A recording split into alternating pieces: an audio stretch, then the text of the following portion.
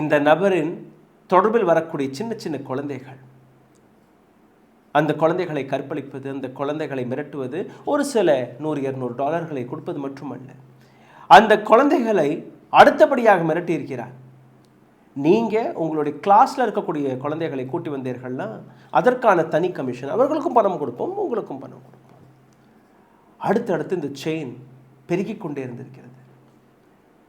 ஒவ்வொரு பெண்ணும் 20, 30, 40, 50, 80 குழந்தைகள் வரை இந்த ஐலண்டிற்கு கூட்டி சென்றிருக்கிறார்கள். ஜெஃப்ரி எப்ஸ்டைனுடைய இந்த மிருக நண்பர்கள் அந்த சின்ன சின்ன குழந்தைகளை பிச்சு தின்னது மட்டுமல்லாமல் அந்த சதையை கூட ஒரு சில மிருகங்கள் கடிச்சு தின்னிருக்கிறார்கள். சைத்தான் மிருகம் என்று எதற்காக கூறுகிறேன் இப்ப புரிகிறதா? தப்பி தவறி இந்த சின்ன குழந்தையில் யாரோ ஒரு குழந்தை இறந்து போனால் அந்த குழந்தையை அதே ஐலண்டில் சல்ஃபியூரிக் ஆசிடை போட்டு தீ வைத்து கொளுத்தி விடுவார்களாம். நாளைக்கு எந்த விதமான தடயமும் இருக்கக்கூடாது என்று.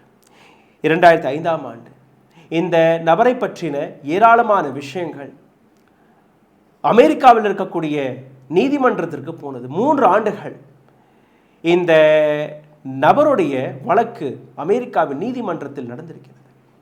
அமெரிக்காவில் இருக்கக்கூடிய டாப் லாயர்ஸ்களை, என பணம் இருக்கு, டாப் லாயர்ஸ்களை இந்த நபர் ஹயர் செய்து தனக்கு வாதாடக்கூடிய வேலையை பார்த்திருக்கிறார்.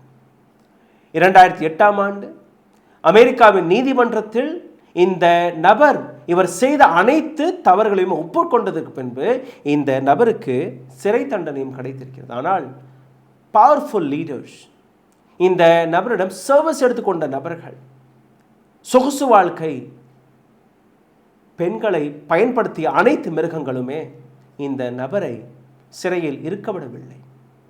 ஏன்னா சிறையில் இருந்தால்தான் இவர்களுடைய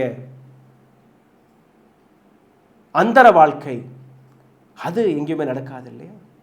அதனால் 18 மாதங்களில் இந்த நபர் வெளிவருகிறார். திருந்தி விட்டாரா? கிடையாது. வெளிவந்ததற்கு பின்பு மீண்டும் ஒரு முறை அதே வேலை, எதற்காக சிறைக்கு சென்றானோ அதே வேலை, அதே சின்ன சின்ன குழந்தைகள்.